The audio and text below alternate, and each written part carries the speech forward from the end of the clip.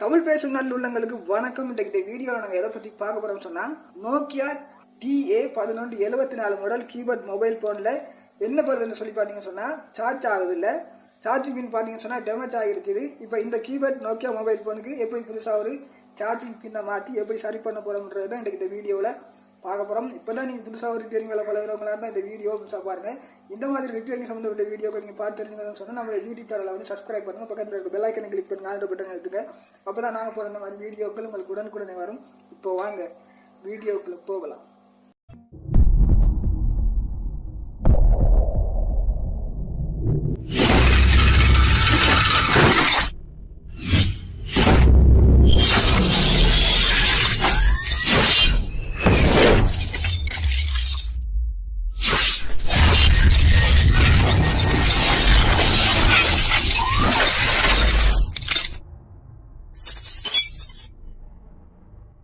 இப்போ பார்த்தீங்கன்னு சொன்னால் நண்பர்களே, இந்த வீடியோவில் உங்களுக்கு நான் எதை பற்றி காட்ட போகிறேன்னு சொன்னால், பார்த்தீங்கன்னு சொன்னால் நோக்கியா TA1174 மாடலில் பார்த்தீங்கன்னு சொன்னால் சார்ஜ் ஆகுதில்ல, பார்த்தீங்கன்னு சொன்னால் பின் வந்து டேமேஜ் ஆகிருக்குது. இப்போ இந்த பின்னை வந்து நாங்கள் எப்படி மாற்றி நாங்கள் இந்த கீபோர்ட் நோக்கியா மொபைல் ஃபோனை எப்படி நாங்கள் சரி பண்ணலாம்ன்றது தான் பார்க்க போகிறோம். பார்த்தீங்கன்னு சொன்னால் என்னோட யூடியூப் சேனலில் பார்த்தீங்கன்னு சொன்னால் எலக்ட்ரானிக் சம்மந்தப்பட்ட வீடியோக்கள் தான் வரும்.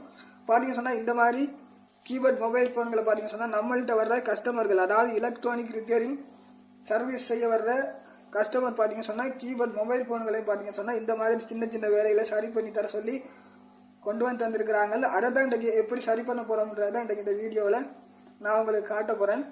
பார்த்தீங்க சொன்னால் அதுக்காக பார்த்தீங்க சொன்னால் அனலாக் மல்டிமீட்டர் எடுத்துருக்கிறோம். பார்த்தீங்க சொன்னால் என்ற டிஜிட்டல் இருக்குது. பார்த்தீங்க சொன்னால் தற்போதைக்கு இந்த மாதிரி அனலாக் மல்டிமீட்டர் எடுத்துக்கொள்கிறேன். அதோடு பார்த்தீங்க சொன்னால் இப்போ நாங்கள் சார்ஜிங் பின்னாக வந்து கலெக்டருக்காக இந்த மாதிரி ஒரு பிசிபி ஹோல்டர் எடுத்துருக்கிறோம். அதோட பார்த்தீங்க சொன்னால் இங்கே ஒரு டியூசர் எடுத்துருக்குறோம். டியூசர் இங்கே பார்த்தீங்க சொன்னால் நீங்கள் இந்த மாதிரி நோக்கியா மொபைல் ஃபோன் பிரிக்கிறேன்னு சொன்னால் இந்த மாதிரி அலங்கி ஸ்க்ரூ டிரைவர் எடுத்து வச்சுக்கொள்ளுங்க. இப்போ பார்த்தீங்க சொன்னால் இதில் என்ன பழுதுன்னு சொல்லி உங்களுக்கு ஏற்கனவே சொல்லிட்டேன்னு பார்த்தீங்க சொன்னால் சார்ஜ் ஆகுதில்லை, சார்ஜிங் பின் வந்து டேமேஜ் ஆகிருக்குது. இப்போ வந்து நாங்கள் இது இந்த மாதிரி பிரித்து எடுத்துக்கொள்வோம். பார்த்தீங்கன்னா இந்த மாதிரி ஃபோனை வந்து நாங்கள் பிரித்து எடுத்துக்கொள்வோம். கவர் இந்த மாதிரி மேலே வச்சிடலாம். பார்த்தீங்க சொன்னால் மாற்றுறதுக்காக பார்த்தீங்க சொன்னால் புதுசாக ஒரு சார்ஜிங் பின் வந்து எடுத்து வச்சுருக்கிறோம். இந்த பின்னை தான் இப்போ மாற்ற போகிறோம். இப்போ நாங்கள் வந்து ஃபோனை வந்து பிரித்து எடுத்துக்கொள்ளலாம். இந்த மாதிரி பிரித்து எடுத்துக்குவோம்.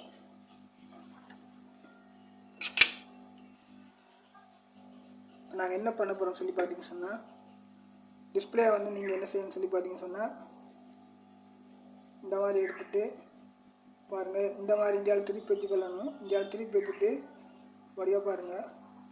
இப்போ நாங்கள் பிசிபி ஹோல்டரில் வச்சு இதை நாங்கள் இந்த மாதிரி டிஸ்பிளே வந்து மிக மிக நீங்கள் கவனமாக வச்சுக்கொள்ளணும்.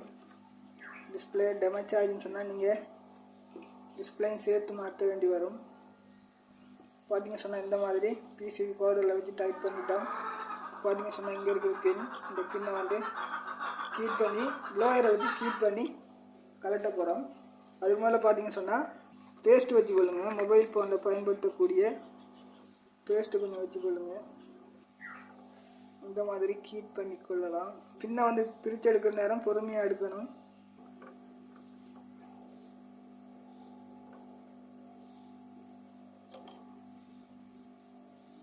தெரியுதா? சார்ஜிங் பின்னை வந்து இந்த மாதிரி கலட்டி எடுத்துட்டோம்.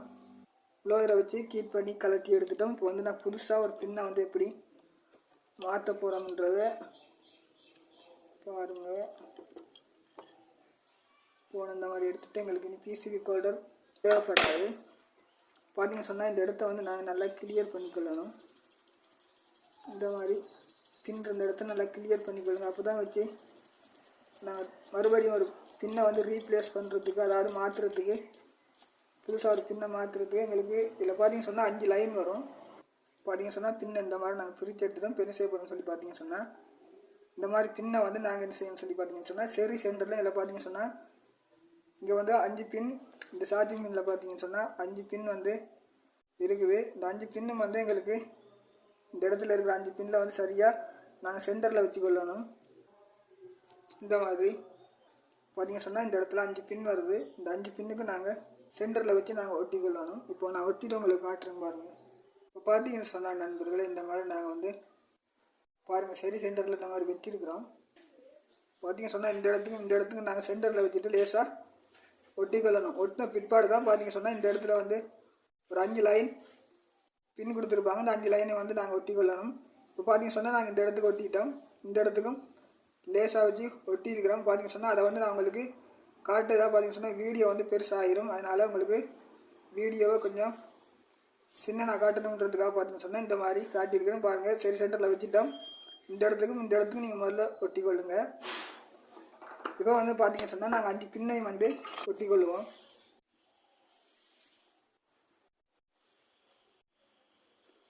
ஒட்டுறது முதல்ல பார்த்தீங்கன்னு சொன்னால் கொஞ்சம் பேஸ்ட்டு வந்து கட்டாயம் வச்சுக்கொள்ளணும். மொபைல் ஃபோனில் பயன்படுத்துகிற இந்த மாதிரி பேஸ்ட்டு கொஞ்சம் நீங்கள் வச்சுக்கொள்ளுங்க. இந்த மாதிரி கொஞ்சம் பேஸ்ட்டை வச்சுட்டு நீங்கள் ஒட்ட வலிக்கிடுங்க. இந்த இடத்துல வந்து நீங்கள் சோல்டரிங் வயர் வந்து அதிகமாக வச்சிங்கன்னு சொன்னால் ஒன்றோட ஒன்று ஒட்டிக்கொள்ளும். அதனால் சோல்டரிங் வயர் வந்து கணக்காக கொடுக்காதீங்க, நார்மலாக கொடுத்துக்கொள்ளுங்க. பார்த்தீங்கன்னு சொன்னால் ஒட்டிட்டான். இந்த இடத்துல க்ளீனர் வச்சு கொஞ்சம் க்ளீன் பண்ணிக்கொள்ளுங்க. க்ளீன் பண்ணிவிட்டால் மறுபடியும் வந்து பார்த்தீங்கன்னு சொன்னால் இந்த இடத்துல பாருங்கள், மறுபடியும் நாங்கள் இந்த இடத்துல வந்து சாடன் வச்சு ஒட்டி கொள்ளணும். சார்ஜிங் பின் வந்து நாங்கள் இந்த இடத்த வந்து சரியான முறையில் ஒட்டலைன்னு சொன்னால் பின் வந்து பார்த்தீங்கன்னு சொன்னால் பிடுங்கிட்டு வந்துடும். இந்த இடத்தையும் ஒட்டிடுங்க. அதே மாதிரி பார்த்தீங்கன்னு சொன்னால் இந்த சைட்லேயும் நீங்கள் ஒட்டி கொள்ளுங்க. இந்த மாதிரி இந்த ஒட்டி கொள்ளுவோம். அதே மாதிரி இந்த சைட்லேயும் வந்து இந்த இடத்தையும் ஒட்டி கொள்ளுங்க. நீங்கள் சார்ஜிங் பின் மாற்றிங்கன்னு சொன்னால் மறுபடியும் வந்து சார்ஜிங் பின் மாற்றினது வந்து மறுபடியும் வராத மாதிரி செஞ்சு கொடுத்துருங்க. இங்கே பார்த்தீங்கன்னு சொன்னால் நாங்கள் எல்லாத்தையுமே நீட்டாக வந்து ஒட்டியிருக்கிறோம்.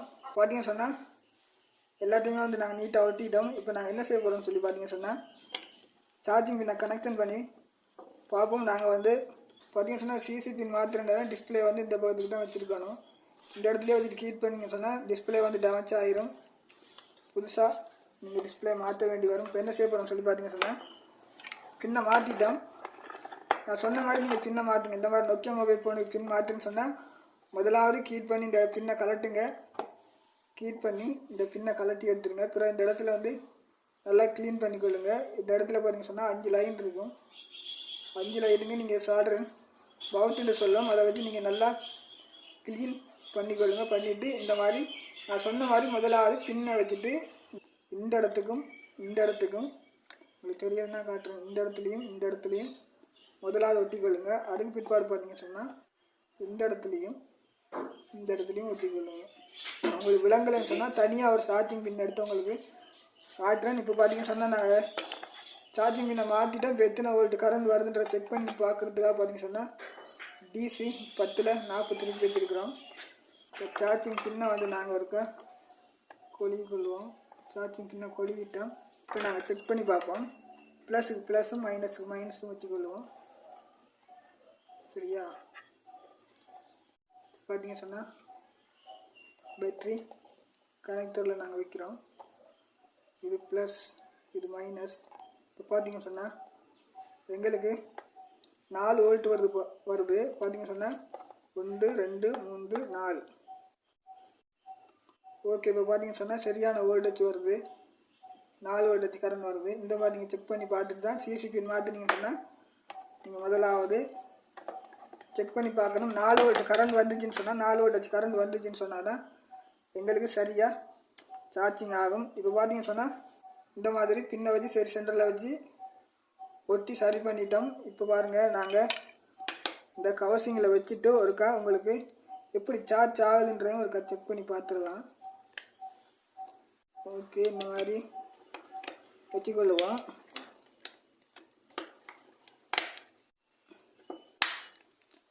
பாருங்கள், இந்த மாதிரி பூட்டிட்டோம். இப்போ பேட்டரியை வந்து போட்டுக்கொள்ளலாம். போட்டுட்டு இந்த மாதிரி நாங்கள் ஆன் பண்ணி பார்ப்போம். இந்த மாதிரி ஆன் பண்ணிட்டோம். நாங்கள் என்ன பண்ண போகிறோம்னு சொல்லி பார்த்தீங்கன்னு சொன்னால் இந்த சார்ஜிங் கனெக்டரை வந்து கனெக்ட் பண்ணுறோம். பார்த்தீங்க சொன்னால்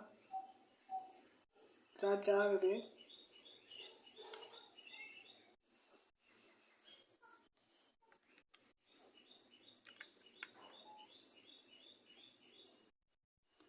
சார்ஜிங் ஆகுது. இந்த மாதிரி தான் நண்பர்களே, அதாவது நோக்கியா அதாவது TA1174 மாடலுக்கு வந்து பார்த்தீங்க சொன்னால் இந்த மாதிரி தான் நாங்கள் சார்ஜிங் பின் மாற்றணும். நீங்கள் சார்ஜிங் பின் மாற்றினதுக்கு பிற்பாடு நீங்கள் என்ன செய்யணும்னு சொல்லி பார்த்தீங்க சொன்னால் டிஜிட்டல் மல்டிமீட்டரை வச்சு நீங்கள் செக் பண்ணி பார்த்துக்கொள்ளணும்.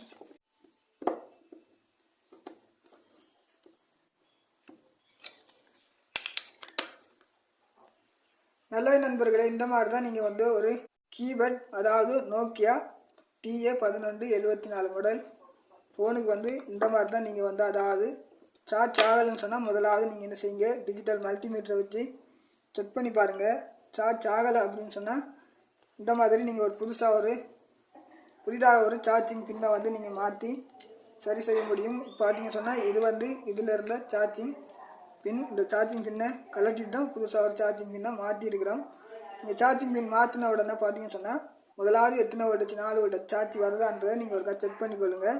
என்ன பொறுத்தவரை பார்த்தீங்கன்னு சொன்னால் மொபைல் ஃபோன் வந்து ஃபுல் சர்வீஸ் செய்கிறதில்ல. பார்த்தீங்க சொன்னால் எலக்ட்ரானிக் ரிப்பேரிங் வேலை மட்டும்தான் செய்கிறது. பார்த்தீங்க சொன்னால் இந்த மாதிரி சின்ன சின்ன வேலைகள், அதாவது டிஸ்பிளே மாற்றுறது, கீபேட் இந்த மாதிரி ஃபோன்களுக்கு டிஸ்பிளே மாற்றுறது, அதோடு பார்த்தீங்க சொன்னால் சார்ஜிங் பின் மாற்றுறது, அந்த மாதிரி பார்த்தீங்க சொன்னால் மைக் மாற்றுறது, மற்றது பார்த்தீங்க சொன்னால் வாட்டர் டேமேஜால் துப்புரா வந்து பார்த்தீங்க சொன்னால் மொபைல் ஃபோன் ஒன்றாகாமலுக்கு இருக்கிற இந்த வேலைகளையும் பார்த்தீங்க சொன்னால் எலக்ட்ரானிக் ரிப்பேரிங் வேலை செய்கிற நேரம் பார்த்தீங்க சொன்னால் இந்த மாதிரி மொபைல் ஃபோன்களும் பார்த்தீங்க சொன்னால் கஸ்டமர் கொண்டு வந்துடுற நேரம் இதையும் வந்து நாங்கள் பார்த்தீங்க சொன்னால் இடைக்கிடையே வந்து சரி பண்ணுறோம்.